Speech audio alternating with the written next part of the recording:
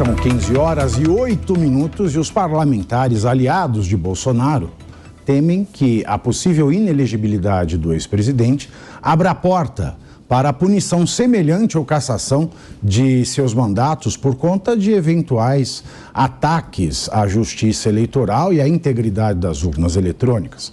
Ao jornal Estadão, o senador Esperidião Amin, do PP, ele disse, abro aspas, efeito dominó é a busca de um precedente. Podem usar a jurisprudência para outras pessoas, mesmo que situações não sejam da mesma dimensão. Fecho aspas. Enquanto isso, Valdemar da Costa Neto e Altineu Cortez, respectivamente, presidente e líder do PL na Câmara, não estão em Brasília no dia que pode marcar a punição de Bolsonaro. De acordo com o portal Metrópolis, Valdemar viajou com a esposa para passar férias em Las Vegas, nos Estados Unidos. Bom, aí eu olho aqui, né, parlamentares aliados de Bolsonaro. Quais? O Valdemar, que é o presidente do partido, e o líder do partido do Bolsonaro estão em Las Vegas. E aí, estão fazendo o que lá? Estão jogando dados? Hein? Será que ele tem dado? Holiday. Eu acho que assim, foi uma visão bem pragmática, né? O Valdemar parece ser um cara bem pragmático e coloca essa visão dele. Do ponto de vista prático, fica aqui em Las Vegas, o que vai mudar no julgamento? Eu acho que foi essa a conclusão dele. Pegou, foi com a mulher, foi viajar. Eu acho que o negócio é o seguinte, quando o Bolsonaro recorrer dessa possível condenação, provável condenação que deve vir do TSE, se não houver nenhum pedido de vistas no STF, acho que tudo deve acabar este ano mesmo. No TSE. Né? No TSE está nos dois lugares. No TSE já vai. No TSE deve acabar amanhã. Agora, no STF, se não houver nenhum pedido de vistas, acho que deve acabar esse ano mesmo. Aí a grande discussão que os aliados devem fazer, e olhando o cenário de terra arrasada, é quantos desses líderes se tornaram inelegíveis, se é que vão se tornar. Isso é absolutamente preocupante, porque significa que o futuro da direita não está nas mãos do público que a elegeu e que a colocou no poder, mas está nas mãos de alguns poucos juízes de cortes superiores. Mas, ao olhar para esse cenário, nós vamos ter que analisar o seguinte: quais serão as lideranças de 2024 nas principais prefeituras do país, inclusive em São Paulo, e qual vai ser a liderança fundamental a ser eleita em 2026. Começou a se ventilar, e me parece que o Valdemar é um dos principais defensores dessa tese, a possibilidade de Michele Bolsonaro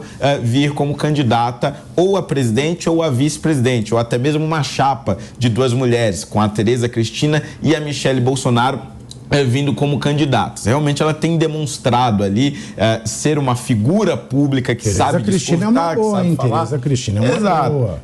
O negócio é o seguinte: será que há a possibilidade de uma aceitação no meio do centrão e das bases bolsonaristas de unir essas duas figuras? Porque a Tereza Cristina, embora seja uma senadora experiente, foi uma boa ministra da Agricultura, ela não tem a mesma capacidade de capilaridade que a Michele tem nas bases bolsonaristas, né? Mano, bom, se o Valdemar foi para Las Vegas, de duas uma.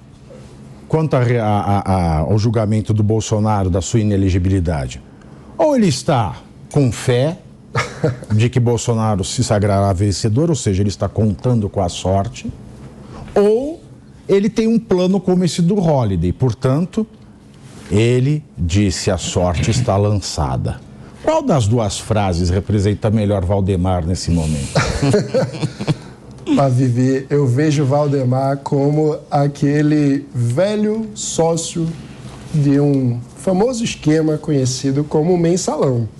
O Valdemar é esse político tradicional que fez carreira como sócio do Lula no escândalo do Mensalão. O que é que se espera dele? Não, o Lula não sabia de nada. Não vamos falar. Vamos ser leviano, porque daqui a pouco tem um inquérito aberto. Tem uma ação de ontem. Então você pode falar do Dirceu. Você pode chegar até o Dirceu. Não chega no Lula. Pelo amor de Deus! Sócio do Zé Dirceu, que foi condenado pela justiça, assim como o Valdemar. Então, vamos trazer aqui o ponto.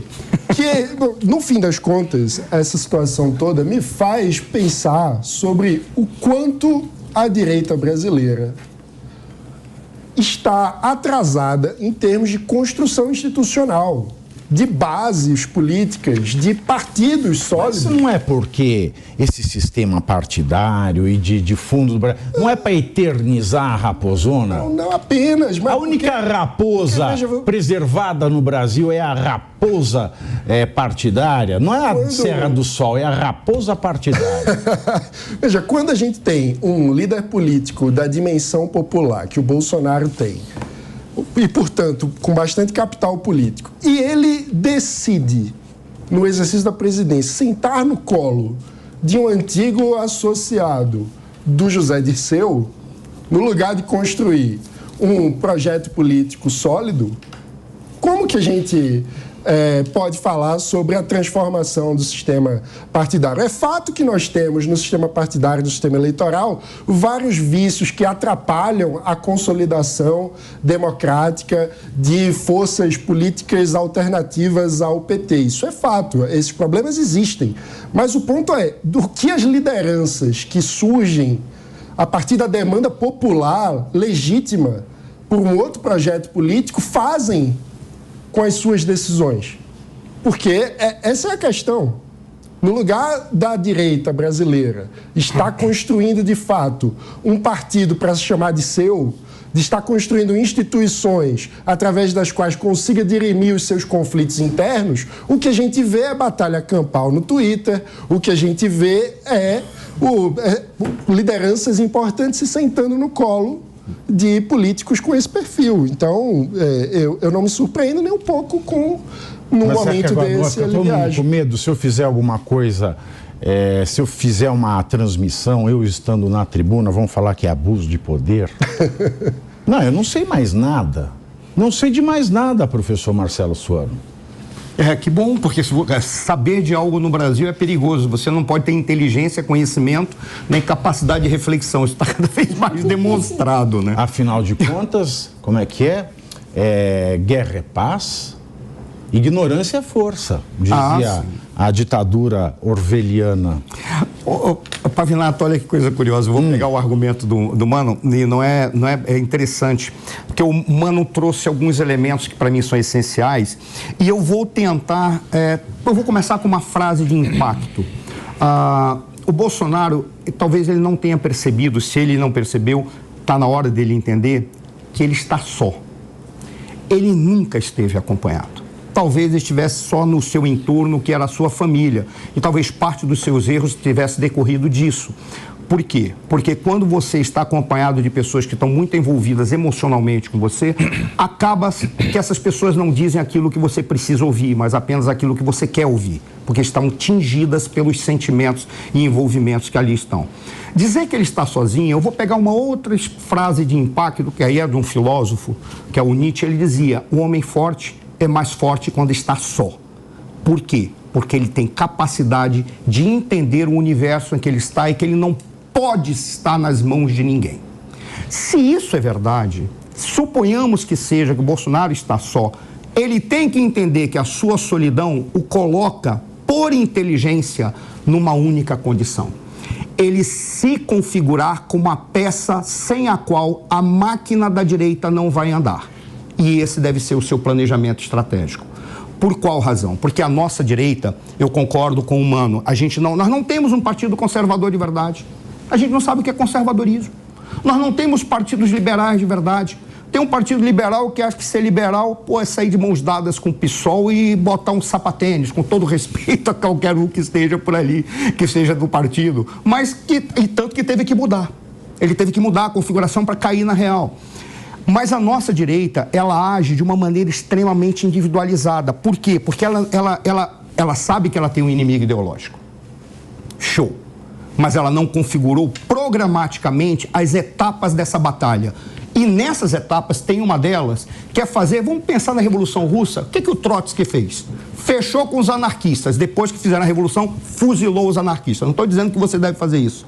Estou dizendo que, numa primeira etapa, não adianta a direita ficar atacando pancada um no outro. A direita tem que fazer o seguinte, vamos calar sobre isso e vamos fazer como a esquerda sempre fez. Eles fecham e deixam para o futuro, depois que eles afastarem ou derrotarem seus adversários. Então tem que fazer um programa. Tem que ter um programa. E tem que entender que programa é um programa de projeto, não outro programa. Oh, tem que ter um... Não. Eu demorei. E aí, vamos fazer um programinha. Ó, tem uma emenda vendo aí. Ó, eu sou da direita, eu tenho que fazer programa. Mas deixa eu só fazer uma conclusão de por que essa questão que a direita tem que fechar. Porque ter um inimigo ideológico ou um adversário ideológico ou partidário é fácil. Você definir um programa de governo ou uma estratégia para derrotá-los. O problema é que tem um outro inimigo, que é o institucional. As instituições no Brasil, elas não estão configuradas de uma maneira equilibrada, correta ou com clareza de propósito. Basta que se veja o TSE, que o TSE, a gente se pergunta, ele é político, ele não é político, ele pertence ao STF ou não pertence ao TSE? Alguém acha que não tem que ter o TSE? Tem que ter o TSE, ele é essencial, ele é maravilhoso que exista, mas ele tem que saber o que ele deve fazer, ele tem que saber qual é o seu papel, ele tem que atuar dentro de regras mais claras e ele não pode ser contaminado pelo discurso político ou por outras instituições. Ele tem uma máquina que está apodrecida, que é o inimigo também da direita. Por quê? Porque a máquina apodrecida, aí é que está a grande descoberta que a direita tem que fazer. A máquina que está podre, ela não trabalha nem para a direita nem para a esquerda, ela trabalha para si própria.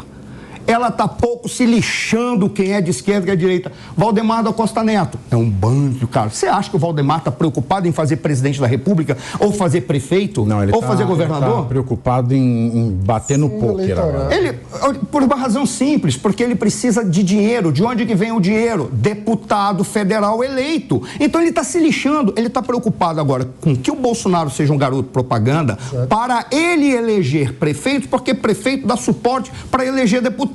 É a única coisa que propaganda o Valdemar quer. E não de programa.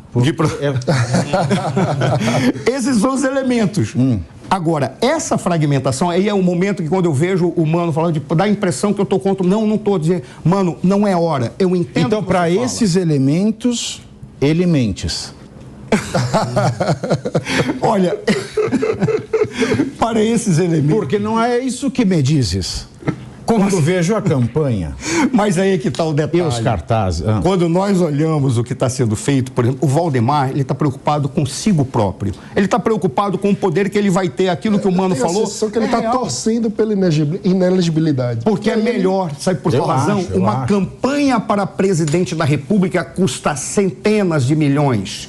Uma campanha para deputado custa algumas unidades de bilhões. E o Bolsonaro no partido para botar bilhões na mão dele. É igual fazer igual a Ivete Sangalo fazendo campanha com o deputado.